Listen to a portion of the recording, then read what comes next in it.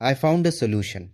But before you spend hundreds or even thousands replacing steering parts, don't let the dealer fool you.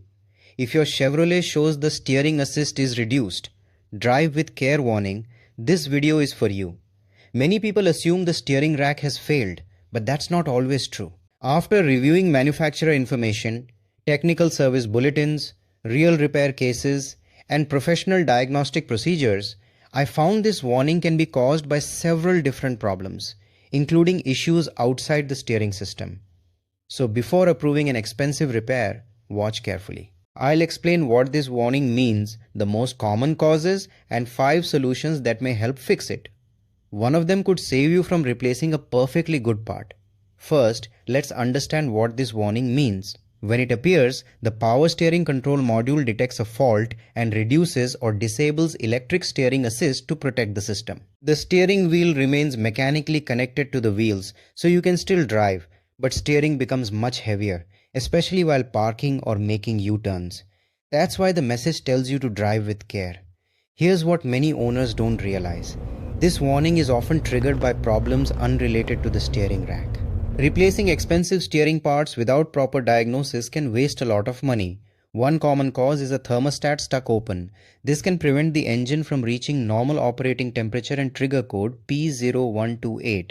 Since the steering module relies on coolant temperature data from the engine control module, invalid information may reduce steering assist. If the temperature gauge stays low, the radiator fans run constantly, or the air conditioning performs poorly, this could be the reason. Another common cause is low system voltage. The electric power steering motor requires high current, especially at low speeds.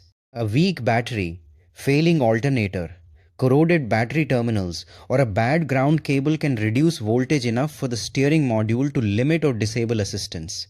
In some Chevrolet models, the problem isn't hardware at all. Certain software versions inside the power steering control module can keep fault codes active even after the original issue is fixed, causing the warning to return every time the vehicle starts. Mechanical faults can also trigger the message. Internal steering gear wear, electrical contact interference, or belt slippage in some electric steering assemblies may reduce steering assist and illuminate the warning. Finally, damaged wiring, corroded connectors, moisture, or even a hard impact from a pothole or curb can interrupt communication between modules or knock the steering angle sensor out of calibration, producing the same warning. So what should you do? First, perform a complete diagnostic scan of all major vehicle modules, not just the steering system. This helps determine whether the fault originates from the engine, braking, steering, or another control module.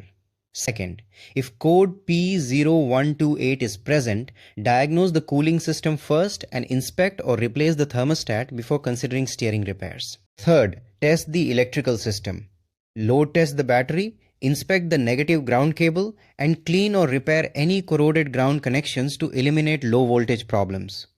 Fourth, if you find steering angle sensor code C0051:49, perform a steering angle sensor centering or calibration procedure with a compatible bidirectional scan tool instead of replacing steering parts. Fifth, if diagnostics indicate a software issue, the power steering control module may need updating or reprogramming with the latest GM calibration.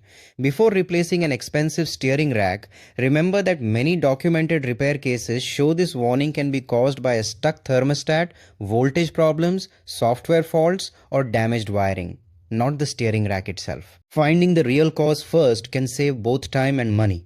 If you found this video helpful, let me know in the comments which Chevrolet model you drive and whether you've experienced this warning.